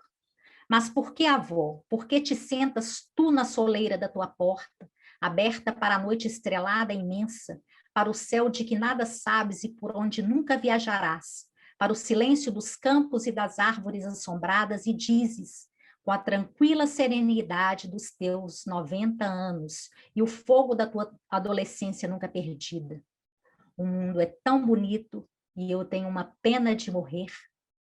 É isto que eu não entendo, mas a culpa não é tua. Esse texto me toca demais, né? Essa história que o Saramago traz da sua avó, porque, né, andando pelas ruas da cidade e pelas escolas, eu acho que quantas Josefas a gente não encontra nos nossos caminhos, né? Quantos Josés, e não são só Josefas de 90 anos, de 30, de 20, né? Que estão aí vivendo com o mundo roubado, esse mundo que foi roubado das mãos dessas pessoas. Então, essa é a primeira imagem que eu queria deixar assim, né, para a nossa conversa sobre o acesso, né, dessas pessoas que vivem, mas tendo o seu mundo roubado, com um universo mais limitado. E de quem que é a culpa, né? Quando o Saramago fala, mas a culpa, eu sei de onde ela é e tu não sabes. O segundo texto que eu vou trazer, esse é mais curtinho, tá, gente? Esse primeiro que era maior, que é A Função da Arte, do Eduardo Galeano, que está dentro do livro dos Abraços. Diego não conhecia o mar. O pai, Santiago Kovadlov, levou-o para que descobrisse o mar. Viajaram para o sul. Ele, o mar, estava do outro lado das dunas altas esperando. Quando o menino e o pai, enfim, alcançaram aquelas alturas de areia, depois de muito caminhar, o mar estava na frente de seus olhos. E foi tanta a imensidão do mar e tanto o seu fulgor que o menino ficou mudo de beleza. E quando finalmente conseguiu falar, tremendo, gaguejando, pediu ao pai: me ajuda a olhar? Então eu quero trazer esse novo personagem, né? Quando chega diante de uma coisa tão bela, né? Desconhecida, e que, né, nesse entusiasmo, ele precisa de uma ajuda também para poder olhar aquela imensidão, aquela beleza. Então, isso eu penso muito, né, a partir desse projeto, né, quando nós, professores e os educadores, a gente pega esse estudante pela mão e, às vezes, né, nós dois, de mãos dadas aí, vamos tentar ver esse mar, ver essa beleza, né, com essa ajuda, né, um ajudando o outro, porque não tem a forma certa de olhar, né, não tem hoje, graças a Deus, a gente não vai mais, né, para os museus com o caderninho na mão. O que você entendeu disso? O que você está vendo daquilo, né? É uma coisa muito mais abrangente, para cada um vai tocar de uma forma, mas que a gente também precisa dessa mão acolhedora que vai nos ajudar a olhar, né? Então, esse é o segundo personagem que eu quero trazer para essa história. E o terceiro que eu quero, né, dar uma espetada aí na gente, que é o Paulo Freire, com uma citação que ele traz no livro Pedagogia da Indignação, que está na segunda carta, que é do direito e do dever de mudar o mundo. Né? Então, só uma pequena parte ele fala: o que não é, porém, possível é sequer pensar em transformar o mundo sem sonho, sem utopia ou sem projeto. Aí, só uma segunda citação que eu quero fazer dessa carta dele, que é: a escolha e a decisão, atos de sujeito, de que não podemos falar numa concepção mecanicista da história de direita ou de esquerda, e sim na sua inteligência como tempo de possibilidade, necessariamente sublinham a importância da educação que, não podendo jamais ser neutra, tanto pode estar a serviço da decisão, da transformação do mundo, da inserção crítica nele, quanto a serviço da imobilização, da permanência possível das estruturas injustas, da acomodação dos seres humanos à realidade tida como intocável. Por isso, falo da educação ou da formação, nunca do puro treinamento. Por isso, não só falo e defendo, mas vivo uma prática educacional radical, estimuladora da curiosidade crítica, à procura sempre da ou das razões de ser dos fatos. Então, eu queria alinhavar todos esses três pensamentos que eu trouxe aí, dessas duas histórias e dessa parte do Paulo Freire, para falar da importância do acesso.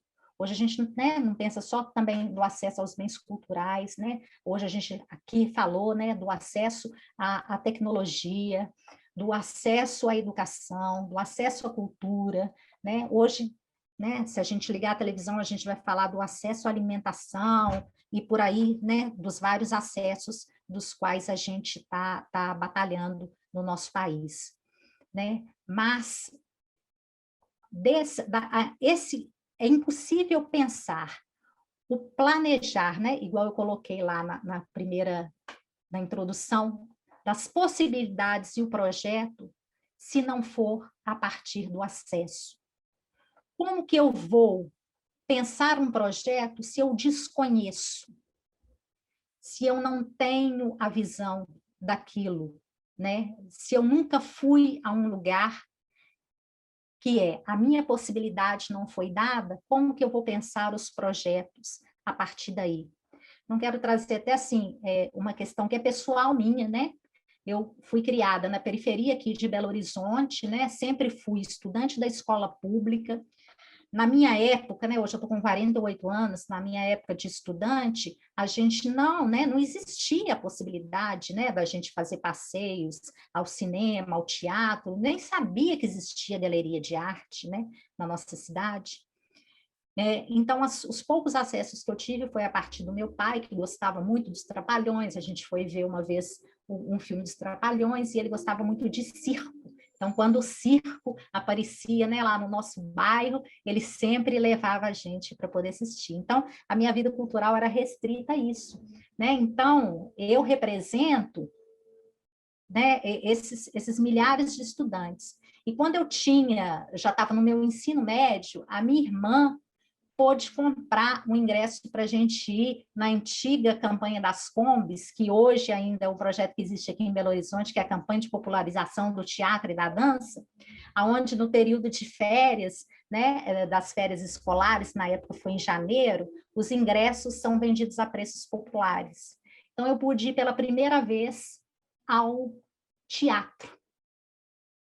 Quando a cortina abriu e aqueles atores entraram em cena, eu não acreditei no que eu estava vendo diante dos meus olhos. Eu fiquei como o filho aqui, o Diego, né? Na minha pesquisa, eu começo a história pelo Diego.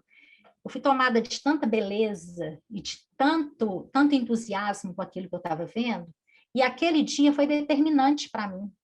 A partir daquele dia que eu comecei a minha vida, né, a buscar os caminhos dentro da arte, né, fui fazer escola de teatro. Na escola de teatro, que eu fiquei sabendo que existia a Escola Guinhar, porque eu não sabia que existia em Belo Horizonte, a gente não tinha acesso a essas informações. E aí que eu fui fazer, né, educação artística, e aí que eu fui ser professora de arte, atriz também, e estou aqui hoje falando no CCBB, a partir de uma possibilidade, né, que na época foi viabilizada pela minha irmã, que eu pude construir os meus projetos. Então, quando a gente entra com o estudante, você abre, a instituição abre a porta e a gente entra pelo estudante, a gente não tem a dimensão da transformação que a gente pode fazer na vida dessas pessoas. Eu vou transformar, a gente tem a mania, né, na educação de pensar em todos.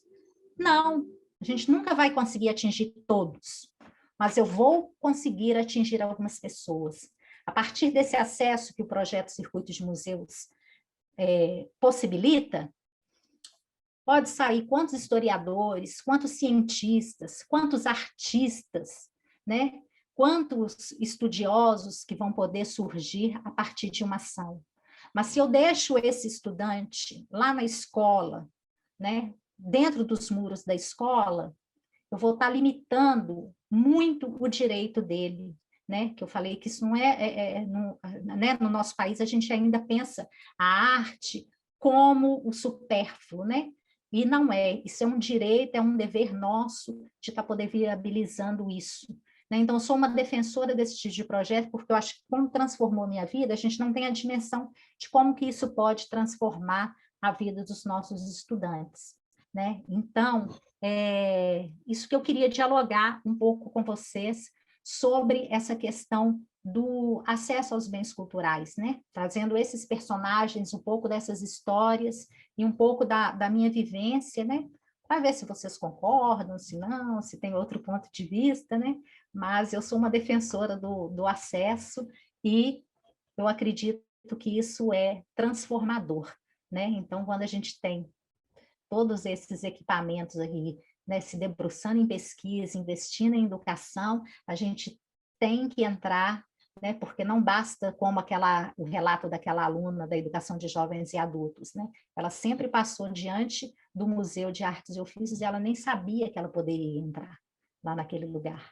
Né? E quando entra, quanta transformação pode acontecer. E não é, às vezes, no imediato, né? Já teve momentos que eu cheguei com estudante em alguns espaços, o encantamento primeiro foi com um banheiro que tinha espelho, foi o elevador do CCBB, do prédio do CCBB. Então, tudo isso é um aprendizado, né? Que você vai somando na vida dessas pessoas e que a gente não sabe, né, aonde que ela pode chegar a partir dessas nossas ações. Então, era isso que eu queria trazer, esse pensamento e essa fala sobre a importância do acesso aos bens culturais.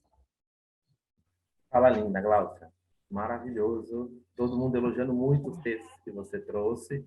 E eu aproveito, a gente tem desse compilado, a gente tem uma pergunta assim, que eu acho Foi muito bonito, assim, todo mundo elogiando muito os textos, te agradecendo muito por trazer, mas a Laura trouxe uma questão que me tocou e eu acho que pode ser muito boa para essa conversa. Gláucia, se a cada dia mais aumentam as Josefas neste país, como você vê a educação enquanto possibilidade de fazer nascerem mais Saramagos?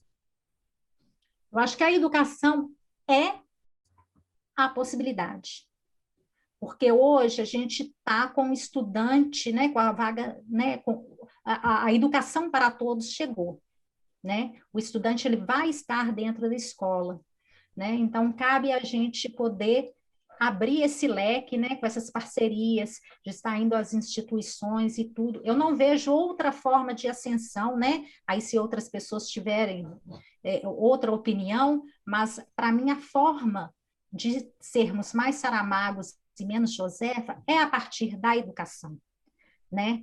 Você tem que primeiro entrar na educação básica, você tem que garantir o direito à universidade, né? Uma das questões que a gente vê um ganho muito importante, essas parcerias com a universidade ela está sempre de portas abertas para a educação básica, né? Porque quando você chega com um estudante dentro de uma universidade, aquilo para ele também é transformador, pensar que amanhã ele pode estar ali, porque senão você, dentro da cabeça de muitos, ele diz assim, isso não é um lugar para mim.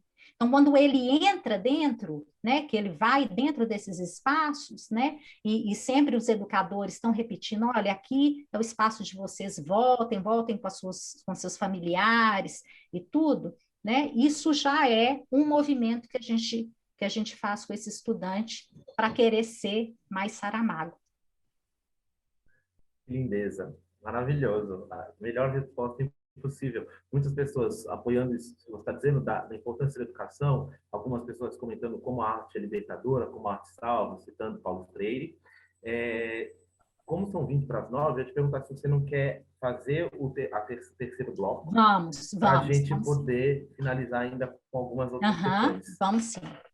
Só um minutinho, voltar a apresentação aqui. Claro. Aí. Né? Só antes de começar, né, essa foto aí maravilhosa, eu quero agradecer muito ao Carlos Delgado, né, que é um professor da rede municipal, da escola Antônio Salles Barbosa, que é aqui da Regional Barreiro, ele que disponibilizou todas as fotos, ele é um professor que está sempre fazendo visitas com os estudantes, né, tanto aos espaços culturais, aos clubes, aos vários espaços que nós temos aqui, em parceria com a Secretaria de Educação. Então, ele, além de viabilizar as fotos, ele também fez a edição do vídeo e formatou toda essa apresentação. Então, antes que eu me esqueça, já o meu muito obrigada.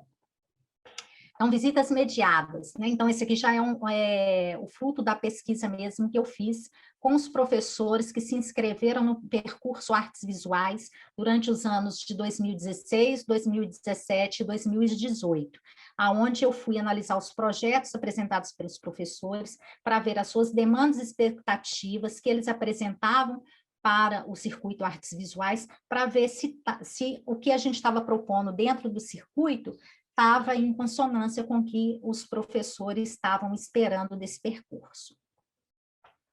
Então, as inscrições das escolas. No ano de 2016, para esse percurso, nós tivemos 43 inscrições. No ano de 2017, foram 55 inscrições. E no ano de 2018, 26 inscrições. Aí eu quero até falar um pouco dessa caída desse número aí no ano de 2018, porque a gente ofertava o circuito nos turnos manhã, tarde e noite. No ano de 2018, né, a gente já estava com né, a crise já estava um pouco maior, então algumas instituições museais não tiveram uma redução nas suas equipes e não conseguimos atender o público do noturno. Então, nós tivemos propostas só para turno da manhã e o turno da tarde. Então, ao todo, eu analisei 124 propostas apresentadas pelos professores. E, lendo esses projetos, eu pude perceber que as demandas dos professores, elas se dividiam em 3 categorias. Algumas propostas, elas estavam buscando o acesso aos bens culturais a partir da participação no circuito artes visuais. Outras propostas, elas buscavam a fruição estética. E em outras propostas, elas buscavam a arte como recurso didático, né, para poder acessar outras disciplinas. Então, no ano de 2016, né, nós tivemos 6 propostas que buscavam o acesso aos bens culturais, 26 para fruição estética e 11 para arte como recurso didático. No ano de 2017, foram 23 propostas buscando o acesso, 28 buscando a fruição estética e 4 a arte como recurso didático. No ano de 2018, nós já não tivemos propostas buscando o acesso, mas 22 propostas que buscavam a fruição estética e 4 que buscavam a arte como recurso didático. Então, destrinchar um pouco dessas propostas, né, que foram apresentadas pelos professores. Então, o acesso aos bens culturais, né? Aqui em Belo Horizonte, os professores já tinham, né, até a partir de outros projetos, como os roteiros pedagógicos e aulas passeios, já tinha sempre muito o hábito de sair com seus estudantes para fazer visitas pontuais a vários equipamentos da cidade. Então, a gente vê que isso já era incorporado pelo professor, né? A importância que ele dá a esses acesso aos bens culturais, como um elemento formador desse cidadão e como para poder tentar diminuir as questões, as diferenças aí que a gente tem nas questões sociais, né, desses estudantes. Então, era sempre uma busca já desse professor ao acesso aos bens culturais. Outros professores já buscavam a fruição estética, né? Que aí já são professores geralmente já com uma formação mais no campo das artes, né? Porque o circuito ele tem essa característica. Para poder acessar o circuito artes visuais, eu não tenho que ser necessariamente um profissional da área. Para acessar o circuito História de Belo Horizonte, eu não preciso ser necessariamente o professor de História, né? O professor, ele tem a possibilidade de acordo com os seus interesses, os seus projetos, ele percorrer outras áreas e tem se apresentado como um processo muito rico, né? Das pessoas estarem buscando outros aprendizados, outras formas, né, para poder acessar esses equipamentos com seus estudantes. Então, a fruição estética, a gente vê que já é um processo mais dos professores de arte que buscavam mais essa participação. No circuito artes visuais, a gente ainda tem nas escolas, né, às vezes, algumas instituições que trabalham a arte, como a parte do ornamento, de trabalhar as datas comemorativas, né, de cuidar no mural da escola, a essa visão. Então, como conclusão dessas 3 demandas, se o circuito atendia a essas demandas dos professores, eu pude concluir que a gente conseguia atender a esses 3 tópicos. Primeiro, a questão do acesso, né?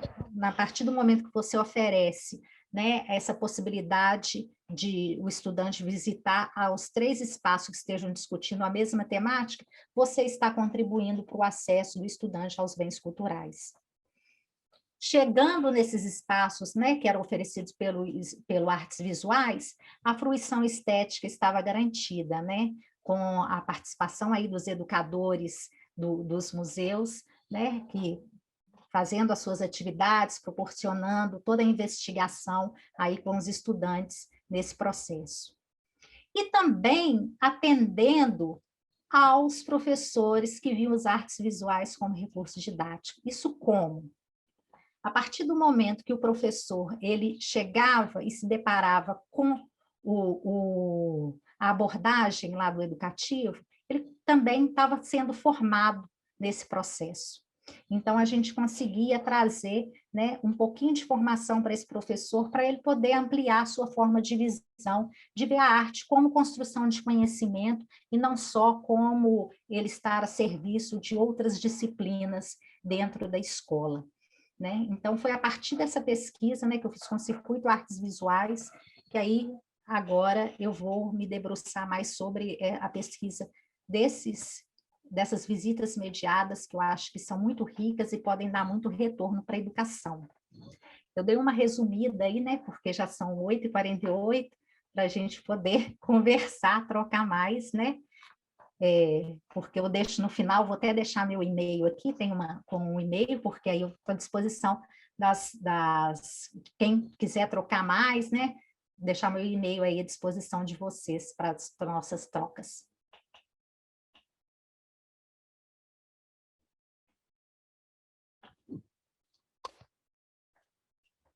Tá bom, Cauê? Aí, se tiver alguma pergunta, já estou disponível. Sim, tudo maravilhoso. Querida, desse bloco das suas pesquisas, realmente ficaram as pessoas parabenizando pelo trabalho, pela pesquisa, reafirmando mais uma vez o papel da educação como esse eixo central de transformação social. Mas eu aproveito para te deixar talvez por não ter tanta proximidade com o circuito de Belo Horizonte, com a estrutura, acho que seria muito interessante se você pudesse falar um pouco sobre esse processo metodológico, por exemplo, do próprio desenvolvimento da ação e da sua pesquisa. São duas perguntas aí diferentes, então estou fazendo duas em uma. Né? Uma, eu gostaria que você falasse um pouquinho mais, você citou, obviamente, lá no seu primeiro bloco, né? Mas eu gostaria muito que você pudesse falar um pouco mais sobre essa estrutura, por exemplo, chegar nesse circuito que existe hoje dentro do projeto, né? Claro, isso surge a partir de uma demanda das escolas, mas as instituições oferecem também. Se pudesse falar isso um pouco mais, seria incrível. E eu queria que você falasse um pouco também dessa sua metodologia de pesquisa, né? Como você foi interpelando os professores, foram as instituições, a coordenação, os professores respondiam isso como no processo final da visita, ou, na verdade, eles respondiam isso um tempo depois. Isso pode ser bem interessante também para a gente pensar um pouco como se dá essa relação do professor que está participando desse circuito e aí como que isso é organizado a partir, né, você atuando na gestão. Esses percursos, né, essa primeira pergunta que você coloca, esses percursos temáticos, eles foram construídos, né, a partir de muitas das demandas dos professores, né, que traziam questões. A gente, às vezes, ele se inscrevia num projeto de artes visuais, mas a demanda dele, ele queria discutir sobre o cinema, né, um exemplo. Então, aí a gente foi buscar instituições que pudessem atender os professores sobre essa linguagem cinematográfica, né? Então, aí a gente pode criar o circuito Imagem em Movimento. Né? Eu quero destacar também aqui o Circuito História de Mulheres e o Circuito Território Negro, que são dois circuitos que também são muito procurados pelos professores, e que foi uma proposta, né, que tanto a equipe lá da SMED foi desenvolver com as instituições que participam desses percursos, que é olhar para além do objeto, né, para poder buscar quais as questões que estavam relacionadas dentro daquele acervo do museu, as questões que estavam relacionadas com a presença da mulher, ou mesmo a própria ausência da mulher, para poder discutir esse percurso com os estudantes. Então, isso foi buscar uma nova olhar, né? Foi levado para os educativos dos museus, que tivessem um novo olhar sobre os seus acervos para poder trazer essa discussão que é tão relevante dentro das escolas e tão procurada pelas escolas.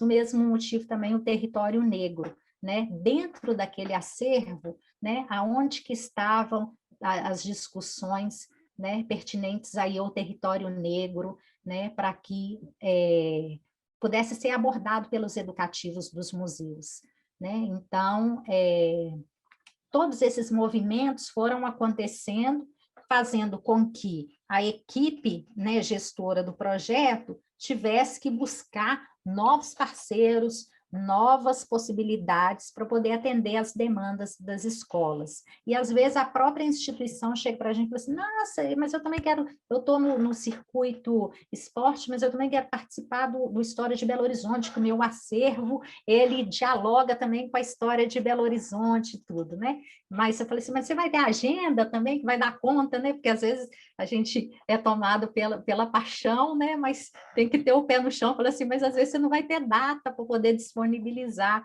para os professores, né? Mas todos esses movimentos, eles ocorrem aí, né? Tanto do lado das escolas, quanto da gente que tem que buscar novas possibilidades, quanto dos educativos dos museus que começaram a olhar para os seus acervos e ver todo o potencial que tinha para poder atender às várias temáticas. Então, isso é um. E a metodologia de pesquisa que eu usei foi a partir dos projetos que eram encaminhados pelos professores, eles inscrevem os seus projetos, né, e trazem qual que é a sua demanda, qual que era a expectativa deles para poder participar do circuito Artes Visuais, que era um circuito, né, que oferece 3 instituições que tinham exposições temporárias, né, de vários artistas nacionais, internacionais, e também propunha o diálogo com a arte contemporânea, né? Então, eu fui me debruçar sobre essas demandas desses professores.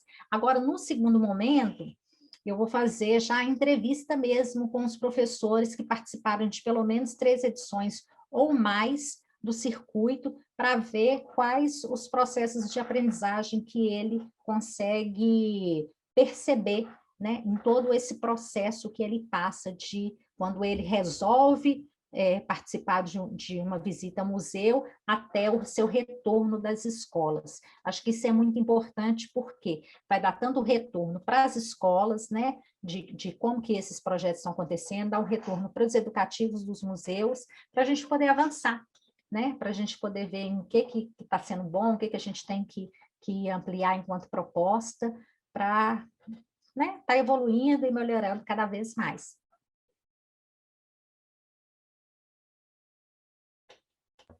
Estava mutado. Que legal, que bacana já saber um pouco desses seus próximos passos, já nos deixa todos muito interessados e todos aqui agradecendo muito sua fala e a importância de você trazer sobre o circuito de museus, como isso tem sido um alento. Acho que para quem, então, infelizmente, esse ano, pensando quem seja profissional da secretaria, sejam professores ou educadores das instituições culturais, que esse ano não puderam estar presencialmente juntos, como é bom poder vocês se reencontrarem nesse espaço e falar, ouvir você falar disso. E para quem não conhecia, que alento, que alegria nesse momento poder saber de um projeto tão bacana, tão resistente, sólido e que a gente deseja que continue, se perpetue e ainda cresça mais. Eu estou colocando agora, vai ter que ser por partes, as referências que você apontou. E aí, se você quiser rapidamente só comentá-las para o pessoal conseguir entender um pouco do que é isso que eu estou colocando no chat, pode ser uma coisa boa, pode. Né? Aí depois eu queria só voltar, que só tem uma legal. falinha que eu quero apresentar da apresentação também e deixar o meu e-mail, tá? Antes da gente encerrar. Mas você quer já compartilhar as referências ou você quer que eu fale primeiro? Compartilhando as referências. Se você quiser, para quem está assistindo, a pessoa consegue fazer os dois às vezes ao mesmo tempo, realmente. Ela vai conseguir acompanhar as referências, abrir no chat no cantinho, enquanto você apresenta esse finalzinho aí. Inclusive, deixa o seu contato, porque eu sei que todo mundo vai querer anotar para poder conversar ainda mais contigo em outras oportunidades. As referências, né, eu coloquei, né, desde dos cadernos, né, do Novo Mais Educação, né, das questões institucionais, né, que estão lá, falando do programa Mais Educação, do programa Escola Integrada, né, da Cidade Educadora também. Eu coloquei uma das referências do IBRAM, né, que vai falar da política museal, né, que foi uma pesquisa também, para poder entender como que era todo esse contexto político. Né? Depois, alguns autores que vão trabalhar, né, o Larossa, que vai trabalhar a questão do território, né, da importância da experiência de estar naquele território. Outros atores, como a Ana May, a Lúcia Pimentel, que vão falar da fruição estética, né? Tem uma autora que eu estava lendo, né, que está aí, eu acho a pesquisa dela muito interessante, que é a Cibele Caselli, que está com o texto aí, Ciência, Cultura, Museus, Jovens e Escolas, Quais as Relações? É uma tese dela de doutorado, né, que ela vai fazer uma pesquisa, né, do acesso dos jovens aos equipamentos culturais, né, mais do ponto de vista dos museus, então que ela vai pegar, né, do contexto familiar, do contexto socioeconômico e tudo, e no final ela vai pontuar, né, a importância da escola para poder acessar esses bens culturais, né, porque a gente que trabalha em escola pública, a gente sabe, né, da dificuldade de acesso. Eu acho que essa dificuldade ela passa uma, porque a arte ela ainda é negligenciada na nossa cultura, né? Ela é tida como um supérfluo, né? Como se não fosse um direito, como se não fosse um bem necessário. E a questão financeira também, né? Para poder sair de deslocamento de uma região para outra, vou ter um gasto financeiro para poder acessar esses equipamentos. Então, dentro da nossa realidade de Brasil, a escola ela é fundamental para poder garantir esse acesso. Então, a Cibele Caselli tem uma pesquisa muito rica, muito densa sobre essa temática, né? E tem outras pessoas também, a Vanessa Araújo, né, que tem os artigos sobre o Aulas Passeio, que aí ela vai falar sobre também a importância da cidade, né? Como que a gente aprende, né, na nossa cidade. E, deixa eu ver quem mais, né? Eu trouxe aí os textos, né, que eu trabalhei do Saramago, do Eduardo Galeano, né? E a gente tem, buscando aí, tem vários autores que estão se debruçando sobre essa importância das visitas museais. Né? Aí depois, por e-mail, a gente pode ainda fazer alguma troca. Deixa eu voltar à apresentação aqui, não sei se você tem mais alguma pergunta. Não, acho ótimo. Podemos encerrar justamente, né, com a sua projeção da apresentação. Se pudesse, a gente ficava aqui até umas 11h30. Pode deixar, eu só ia buscar um pouquinho mais de um cafezinho, uma água, só para a gente já... Aí a conversa ficava boa mesmo, né? Já que a gente não está podendo dividir uma roda de conversa presencial, mas assim a gente está aglomerando bem, viu? Aglomerando digitalmente, muito bem. Enquanto você... Eu não vejo a hora da gente aglomerar mesmo. Não né? é? Então, um abraço. Presencialmente. Olha, eu vou te falar que eu estudei em Minas e vou a Minas há muitas vezes, estou com saudade de ir, justamente porque esse carinho mineiro sempre é muito bom. Aqui, se a gente tiver uma cozinha, meu filho, a gente não sai tão cedo. Eu só queria fazer um último comentário, que foi do Anderson, te desejando bons frutos no mestrado e dizendo que a sua pesquisa, que ela não seja só um relato, mas que ele acredita que vai alavancar muitas discussões e ser muito pertinente e importante para a nossa área. Acho que é um bom final assim dessa minha mediação e um bom final da participação do público, porque é lhe desejando bons frutos na pesquisa e que você realmente consiga, com o seu mestrado, com a pesquisa que você devolve para a sociedade, ainda mais frutificar em nós um desejo de participação, acreditando na educação. Pois é, porque nós estamos sendo assim bombardeados, né? É um momento muito triste, é um momento muito impactante que a gente está vivendo, mas eu acho que a gente ainda tem que esperançar, como diz o Paulo Freire, né? E buscando aí, eu acho que Conceição e Evaristo, eles estão tentando nos matar, mas nós vamos combinar de não morrer, né? Porque senão não tem sentido. Senão a gente tem que escolher outra profissão, senão a gente tem que virar uma Josefa, né? Só viver, passar por aí e não entender exatamente as coisas que estão acontecendo. Né? Então, isso é uma questão de escolha também, né? E aí eu tinha até colocado o pós-pandemia, que a gente vem discutindo isso, eu acho que assim, o presencial, ele é insubstituível, né? O estar no equipamento, o cheiro daquele lugar, o seu corpo naquele lugar, poder o tocar ou não tocar, o ver de perto, se sentir lá dentro daquele espaço, são experiências que só o presencial pode nos trazer.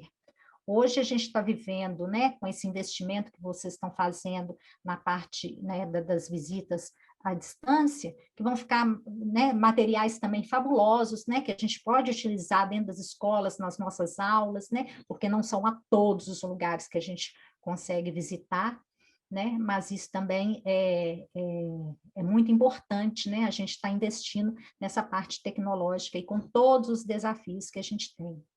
E aí o Paulo Freire traz para a gente: o futuro não nos faz, nós é que nos refazemos na luta para fazê-lo.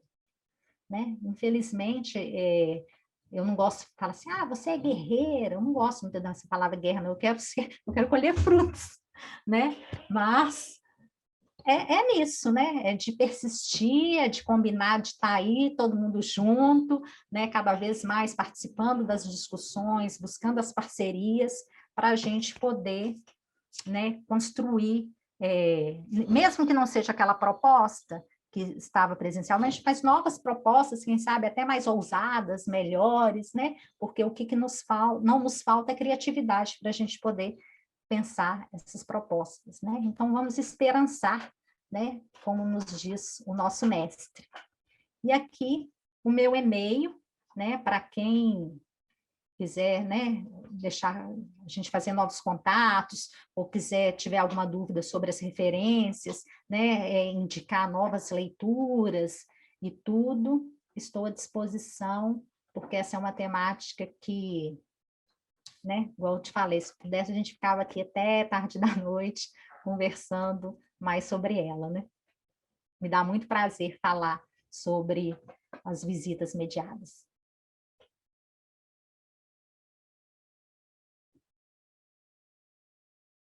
Então, da minha parte, Cauê, é isso, né? Foi assim, é um prazer. Querida, hoje foi um prazer. Eu estava comentando no chat, agradecendo a todo mundo que participou e, mais uma vez, saúdo a você, ao projeto, à Secretaria Municipal de Educação, ao Circuito de Museus, a toda essa articulação, a todos os atores que fazem com que isso se desenvolva, e saúdo principalmente os estudantes que se permitem atravessar pela arte, pela vivência cultural e que possam todos, o máximo deles, na verdade, serem transformados, assim como a experiência que você trouxe da sua história e da sua irmã tão importante nesse momento de virada na sua vida. Que incrível poder te ouvir. Agradeço a todos que participaram. Muito obrigado. Uma ótima noite a todos. Sigam as redes do CCBB, do Programa Educativo e também o nosso site, www.ccbbeducativo.com. Uma ótima noite. Muito obrigado. Agradeço também as intérpretes que estiveram conosco nesse dia. Muito obrigado, nessa noite, né? Muito, muito obrigado. E a gente segue firme. Obrigado mesmo, Wallace. Um grande abraço à distância. Muito obrigada, né? Vamos continuar, né? Quem sabe numa próxima já volta aqui. Eu quero voltar com a fala dos estudantes, mostrar a carinha deles, né? Porque né, que é o nosso grande objetivo, né? Poder trabalhar para esses jovens, né? Que eu acredito muito neles, né? Que a gente tem que dar as possibilidades para eles nos transformar e transformar isso aí que a gente já não está dando conta mais. Isso aí. Muito, muito, muito obrigado, querida. Uma ótima noite a todos. Obrigada a todos e a vocês aí, todos do CCBB, muito obrigada, né, por essa oportunidade. Então, uma boa noite para todos vocês.